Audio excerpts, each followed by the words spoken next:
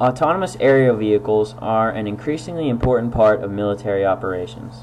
When deployed on missions from aircraft carriers, one challenge is the landing procedure. The autonomous vehicle must be able to compensate for the movement of the landing platform as it lands. This procedure can be separated into two main tasks: perception of the landing platform and control the vehicle based on the perception. Hello, my name is Joseph DeGaulle from the Pennsylvania State University, and my summer project, Target Tracking for Autonomous Quadrotor Control, addresses the perception problem of detecting the landing platform using a camera and image tracker.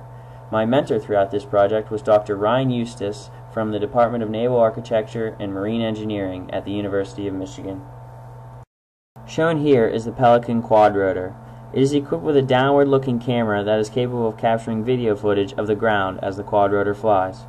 This video footage is the key to having the quadrotor land autonomously.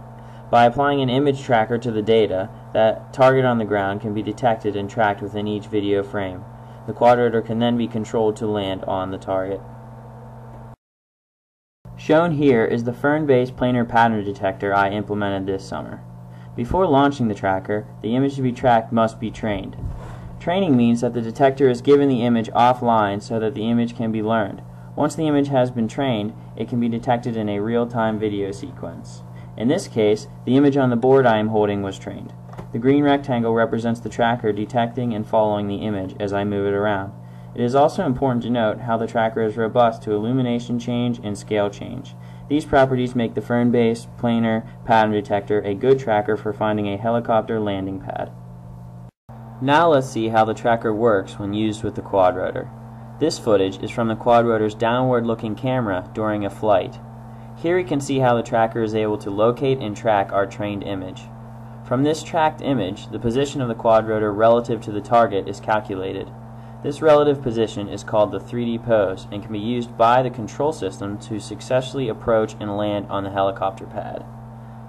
This research can be directly applied to the Navy's autonomous unmanned helicopter, the Fire Scout.